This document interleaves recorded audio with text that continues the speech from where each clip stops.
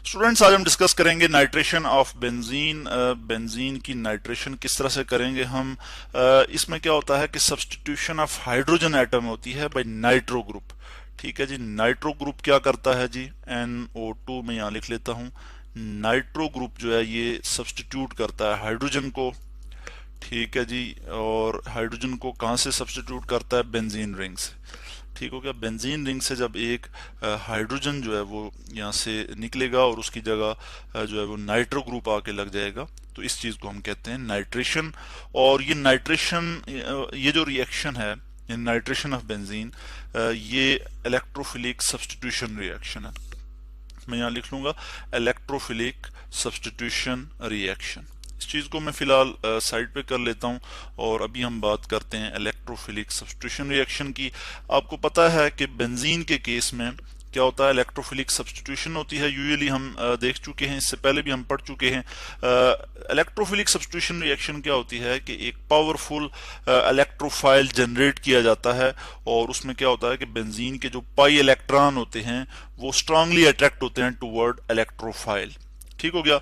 इसके लिए हम यहाँ पे एक रिएक्शन देख लेंगे और नाइट्रेशन किस तरह से होती है। ये हमारे पास बेंजीन है और ये जब रिएक्ट करेगा जी नाइट्रिक एसिड के साथ, किस तरह से, HNO3 in the presence of sulphuric acid H2SO4। ठीक है, और हम इसको हीट करेंगे 50 to 55 डिग्री सेंटीग्रेड तक। और हम ये हमारे पास क्या आ जाएगा जी, हमारे पास जो है वो नाइट्रो बेंजीन की फॉर्मेशन हो जाएगी। क्या आ जाएगा जी, नाइट्रो बेंजीन। तो मैं यहाँ लिख लूंगा नाइट्रो बेंजीन और साथ जो है वो वाटर बन जाएगा। ठीक है, मैं यहाँ पे लिख लूंगा प्लस H2O, वाटर भी जो है वो यहाँ पे बन जाएगा। अब ये तो रिएक्शन है जो मैंने आपको बताया कि ये इलेक्ट्रोफिलिक सब्स्टिट्यूशन रिएक्शन है। इसमें क्या हुआ, नाइट्रेशन हुई बेंजीन की, नाइट्रो ग्रुप जो है वो बेंजीन के साथ अटैच हो गया और हाइड्रोजन जो है वो यहाँ से रिप्लेस हो गया। ठीक है, और हमने कहा कि 55 डिग्री सेंटीग्रेड में हमने इसको ये हीट किया। ठीक है, तो ये रिएक्शन हुआ। तो एक्चुअली ये रिएक्शन होता किस तरह से है, इसका मैकेनिज्म क्या है, वो हम यहाँ पे अभी डिस्कस कर लेते हैं। तो इसमें सबसे पहले तो ये किया जाता है कि इलेक्ट्रोफाइल जनरेट किया जाता है।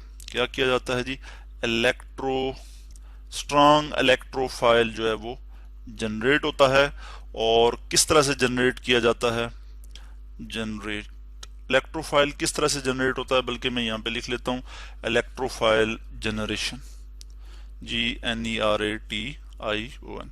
तो इस केस में ये होता है कि नाइट्रेटिंग मिक्सचर होता है में, और वो किस तरह से प्रिपेयर होता है कि सल्फ्यूरिक एसिड यानी H2SO4 सल्फ्यूरिक एसिड और नाइट्रिक एसिड का जो मिक्सचर होता है 1:1, दोनों की जो है वो जो है रेशो होती है वो 50% होती है। 50-50 दोनों को जो है वो मिक्स किया जाता है और इनको जो है वो हीट किया जाता है 50 to 55 डिग्री सेंटीग्रेड। तो हमारे पास जो प्रोडक्ट आती है वो क्या आती है जी, हमारे पास आ जाता है नाइट्रोनियम आयन बनता है NO2 पॉजिटिव, जो कि स्ट्रांग इलेक्ट्रोफाइल है। ठीक है, और ये क्या करता है, ये बेंजीन के जो पाई इलेक्ट्रॉन है, पाई इलेक्ट्रॉन की जो डेंसिटी है उसको अपनी तरफ जो है वो स्ट्रांगली अट्रैक्ट करता है। साथ ही बन जाता है HSO4 नेगेटिव। ठीक है, हाइड्रोजन सल्फेट आयन, और प्लस जो है हम यहाँ पे नीचे लिख लेते हैं वाटर, H2O वाटर। इस चीज को मैं जरा थोड़ा मजीद डिटेल में आपको बताना चाहूंगा। यानी असल में ये किस तरह से होता है, इस चीज को मैं R करके, बल्कि R लिख लेता हूँ और इधर आपको बता देता हूँ कि ये होता किस तरह से। अगर मैं नाइट्रिक एसिड को जरा इस तरह से लिखूं, HONO2, तो ये ठीक है ना, यानी HNO3, टोटल 3 ऑक्सीजन है, एक हाइड्रोजन और एक नाइट्रोजन। और ऑक्सीजन का आपको पता है ऑक्सीजन पे 2 लॉन पेयर होते हैं, तो मैं इस तरह से ये शो कर लेता हूँ। दूसरी तरफ अगर मैं सल्फ्यूरिक एसिड का स्ट्रक्चर लिखता हूँ, H, उसके बाद O मैं इस तरह से लिखूंगा S डबल बॉन्ड O, इसी तरह डबल बॉन्ड O, इसी तरह यहाँ पे ऑक्सीजन और यहाँ पे जो है वो हाइड्रोजन। अब यहाँ पे भी 2 इलेक्ट्रॉन, ठीक है, ऑक्सीजन पे। अब हर ऑक्सीजन, आपको पता है ऑक्सीजन पे 2 लॉन पेयर होते हैं, तो यहाँ पे 2-2 लॉन पेयर मैं यहाँ शो कर लूंगा इस तरह से। ठीक हो गया। अब क्या होगा, नाइट्रिक एसिड जो है ये यहाँ से प्रोटॉन एब्स्ट्रैक्ट करेगा, किससे जी, सल्फ्यूरिक एसिड से ये वाला प्रोटॉन एब्स्ट्रैक्ट करेगा। ये आपको नजर आ रहा है ना, H2SO4 सल्फ्यूरिक एसिड का स्ट्रक्चर है। तो यहाँ से प्रोटॉन जब एब्स्ट्रैक्ट करेगा तो ये वाले जो इलेक्ट्रॉन है ये यहाँ शिफ्ट हो जाएंगे, जिसके नतीजे में क्या हो जाएगा, यहाँ पे आपको मैं बता दूं कि इसी चीज को अब मैं यहाँ पे शो कर लूंगा कि हमारे पास हाइड्रोजन सल्फेट आयन बन जाएगा। और हाइड्रोजन सल्फेट आयन किस तरह से बनेगा, यानी वो जो पेयर ऑफ इलेक्ट्रॉन ये यहाँ से वो भी इधर आ गया, तो ऑक्सीजन के पास ये पेयर ऑफ इलेक्ट्रॉन आ गया, तो इस पे negative charge, hydrogen sulphate ion बन गया हमारे पास। अब जब ये यहाँ से प्रोटॉन एब्स्ट्रैक्ट करेगा तो क्या होगा, हमारे पास क्या हो जाएगा, ऑक्सीजन इसी तरह आ जाएगा, बल्कि इसको मैं यहाँ पे इस पे प्लस चार्ज आ जाएगा, क्योंकि 3 बॉन्ड बनाएगा ऑक्सीजन, एक हाइड्रोजन ये वाला और एक हाइड्रोजन यहाँ से ये प्रोटॉन जो उसने लिया है, ठीक है, यानी अपना ये पेयर ऑफ इलेक्ट्रॉन यूज करते हुए इसने ये जो प्रोटॉन यहाँ से सब्सट्रैक्ट किया है वो वाला हाइड्रोजन ये आ गया, और NO2, ठीक है, ये हमारे पास आ गया। अब क्या होगा कि ये वाला जो यहाँ पे ये H या ऑक्सीजन पे पॉजिटिव चार्ज है, और यानी ये पॉजिटिव चार्ज इसलिए है कि ये 3 बॉन्ड बना रहा है, ठीक है, और क्या होगा कि ये वाले जो इलेक्ट्रॉन है ये यहाँ पे शिफ्ट हो जाएंगे, ठीक है, जिसके नतीजे में अब हमारे पास क्या आ जाएगा, वाटर बन जाएगा। मैं इस चीज को यहाँ शो कर लेता हूँ कि हमारे पास जो है वो HOH यानी H2O वाटर की फॉर्मेशन हो जाएगी, वाटर बन जाएगा प्लस, जब ये इलेक्ट्रॉन इधर शिफ्ट हो जाएंगे तो अब क्या हो जाएगा, नाइट्रोनियम आयन बन जाएगा NO2, इसका स्ट्रक्चर मैं इस तरह से शो कर लूंगा, और इस पे प्लस चार्ज, ठीक है, नाइट्रोजन 4 बॉन्ड बना रहा है तो इस पे पॉजिटिव चार्ज मैंने यहाँ पे शो कर लिया, यानी ये वाले इलेक्ट्रॉन इसके इधर शिफ्ट हो गए, ठीक है, पेयर ऑफ इलेक्ट्रॉन यहाँ से इधर शिफ्ट हो गया ऑक्सीजन पे, और ये वाटर बन के अलग हो गया, इधर नाइट्रोजन पे डेफिशिएंसी हो गई इलेक्ट्रॉन की, तो इस पे पॉजिटिव चार्ज। ये जो नाइट्रोनियम आयन है एक्चुअली ये हमें रिक्वायर्ड है, ठीक है, और ये हमने किस तरह से जनरेट करवाया, मैंने पहले आपको इधर भी बताया कि हम 55 डिग्री सेंटीग्रेड टेम्परेचर की मौजूदगी में जब हम यानी हीट कर रहे हैं बेसिकली हम किसको, ये सल्फ्यूरिक एसिड और नाइट्रिक एसिड जो कि 1:1 में हमने लिए हुए हैं, तो हमारे पास नाइट्रोनियम आयन जो है वो जनरेट हो गया। ये हमारे पास क्या आ जाता है जी, नाइट्रोनियम, मैं यहाँ लिख लेता हूँ नाइट्रोनियम आयन।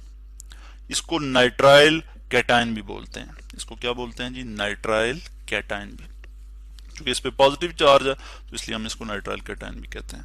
तो अब क्या होगा, अब मैं यहाँ पे आपको पूरा मैकेनिज्म दिखा देता हूँ, ठीक है। अब हम ये जो मैकेनिज्म है इसका वो स्टडी करेंगे, और किस तरह से कि ये हमारे पास जो है वो बेंजीन आ गया, ठीक है, और नाइट्रोनियम आयन को मैं जरा इस तरह से लिख लूंगा NO2 पॉजिटिव, इसको हमने कहा कि जैसा कि मैंने पहले भी कहा कि नाइट्राइल कैटायन भी हम इसे कहते हैं, ठीक है।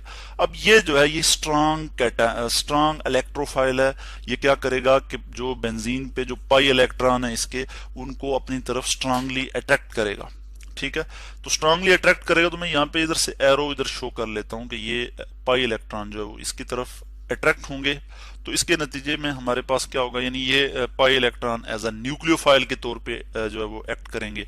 तो मैं इसी चीज को अब यहाँ पे शो कर सकता हूँ कि हमारे पास क्या हो जाएगा कि यहाँ पे ये हमारे पास ये बेंजीन का ये स्ट्रक्चर आ गया। अब ये जो 2 पेयर ऑफ इलेक्ट्रॉन जो है जब ये शिफ्ट होंगे, ये हमारे पास जो नाइट्रोनियम आयन है इसको इसकी तरफ जाएंगे और क्या कर लेंगे जी, इसकी वजह से क्या हो जाएगा, मैं यहाँ आपको बता दूं कि यहाँ पे कोवेलेंट बॉन्ड बन जाएगा, और यहाँ पे ये नाइट्रोनियम आयन जो है वो इसके साथ यानी अटैच हो जाएगा बेंजीन के साथ, और NO2 में यहाँ लिखूंगा। मगर ये जब पेयर ऑफ इलेक्ट्रॉन यहाँ पे शिफ्ट होगा और ये जो कोवेलेंट बॉन्ड बनेगा, तो इसके नतीजे में यहाँ पे रिंग जो है वो इसकी जो डिलोकलाइजेशन है पाई इलेक्ट्रॉन की वो डिसरप्ट हो जाएगी, ठीक है, उसमें खलल आ जाएगा आप यूं समझें, और रिंग जो है वो डिस्टेबलाइज हो जाएगा। रिंग क्या होगा, डिस्टेबलाइज हो जाएगा।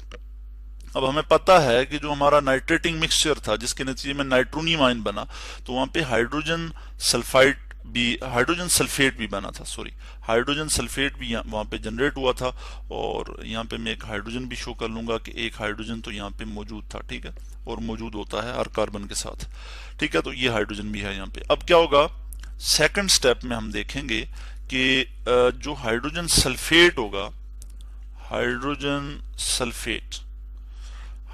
सल्फेट क्या करेगा, मैं यहाँ पे शो कर लेता हूं HSO4 नेगेटिव, ठीक है, ये यहां से क्या करेगा, यहाँ से ये प्रोटॉन एब्स्ट्रैक्ट करेगा, इस इधर अटैक करेगा, जिसके नतीजे में ये वाले जो इलेक्ट्रॉन है ये यहाँ पे शिफ्ट हो जाएंगे।